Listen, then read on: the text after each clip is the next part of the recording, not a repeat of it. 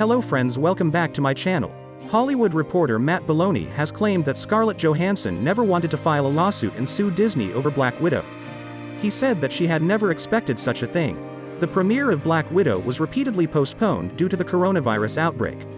Disney eventually opted on a hybrid method, releasing the picture simultaneously in cinemas and on Disney Plus on July 9th. The choice paid off for the studio, as Black Widow shattered pandemic-era box office records and grossed an additional $60 million worldwide thanks to Disney Plus Premier Access sales. The studio, on the other hand, is now facing with major consequences. Johansson sued Disney for breach of contract a few weeks after the release of Black Widow. The lawsuit's central claim is that box office bonuses were supposed to be included in Johansson's pay. She alleges the Disney Plus release cost her roughly $50 million because her Black Widow contract was never renegotiated to match the hybrid release plan. It's turned into a sour scenario for everyone concerned, with even Marvel Studios president Kevin Feige fuming at Disney. And there was a time when Johansson believed it would never come to this. While talking about it, Matt Belloni said, "First, Brian Lord, who is Scarlett Johansson's agent, is particularly close to and protective of Johansson.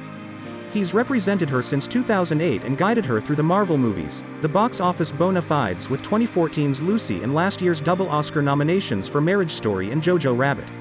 Johansson never thought this lawsuit would end up having to be filed, and no one on the team was particularly anxious to pull the trigger, knowing it would generate international headlines, might hurt her ability to work and would turn her into the public face of the debate possibly for years to come. There's a reason that stars in their prime almost never sue, and some are already comparing her to Olivia de Havilland, whose lawsuit brought down the studio system. That's a bit hyperbolic, but it's a big deal. And Lord, having made what I'm told were more than a dozen private attempts to resolve this matter over several months, was a strong advocate for standing up for her rights." Belloni also mentions Disney's abrasive response to Johansson's reasons for suing, in which they implied that the actress had no sympathy for the pandemic's effects and that releasing Black Widow on Disney Plus with Premier Access, which costs viewers $30, would increase and rival the earnings she may have lost from the theatrical release.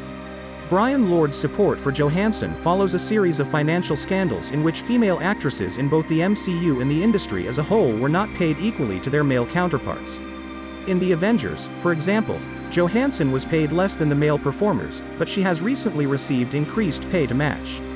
The lawsuit is another example of the film industry attempting to deprive female performers of the funds they are entitled to.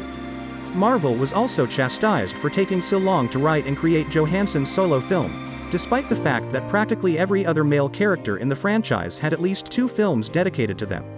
Johansson is retiring as Black Widow Natasha Romanoff after a decade in the role, but not before working to promote equality for all actors and actresses in the profession.